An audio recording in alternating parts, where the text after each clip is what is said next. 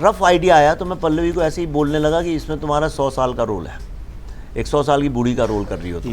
मेरे दिमाग में ऐसे ही आया, और मैं जब उसको लिख रहा था तो वो इतने कॉम्प्लेक्स उसके डायलॉग्स हैं। देखिए, एक औरत को डिमेंशिया भी है, वो पास्ट और प्रेजेंट में उसे डिफरेंस नहीं पता है, लेकिन वो जो बोल रही है वो आपके दिल पे लगेगा एक एक चीज़, चाहे वो कुछ भी हो। तो जब मैं लिख रहा था मैंने कहा मैं ऐसा कौन से एक्टर को, जो जिंदा एक्टर्स हैं उनमें मैं कौन ऐसा है जो इन डायलॉग्स को एग्जैक्टली वैसे ही बोले जिस मर्म और जिस तात्पर्य से मैं लिख रहा हूँ उसको, उसकी आत्मा। मुझे पल्लवी के अलावा कोई नाम नहीं आया, पर इनने भी नहीं, इन्हीं से पूछिए आप।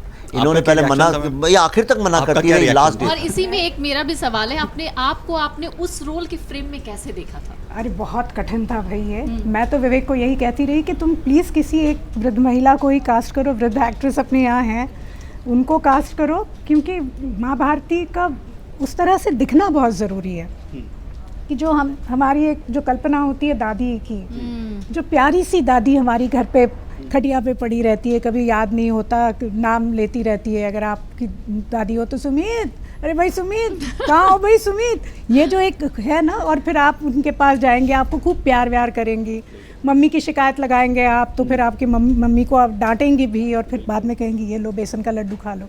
एक वो छवि है दादी की, वो होनी बहुत ज़रूरी थी।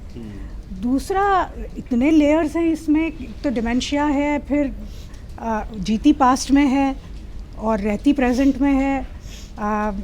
किसी आदमी को अपना पुराना बॉयफ्रेंड समझती है, लेकिन उससे बात ऐसे करती है जैसी उसकी बेटी हो, क्योंकि उसमें बाप भी नज़र आता है और कभी कभी उसकी माँ भी बन जाती है।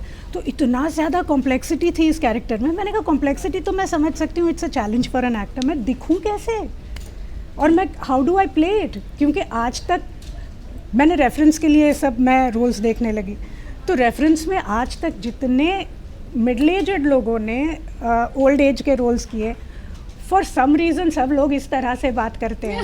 And I said I don't want to do that, you know, come what may, because ये स्टीरियोटिपिकल करना नहीं है इसको। अब मैं सोचती रही क्या करूं, वो बॉडी लैंग्वेज से ही आना ज़रूरी था।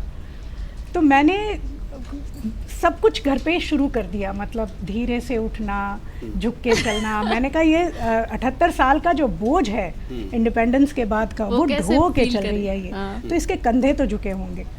और फिर वो मैं घर पे प्रैक्टिस किया करती थी, आईने के सामने प्रैक्टिस किया करती थी। फिर मैंने अपने जाके बाल कलर करवाए।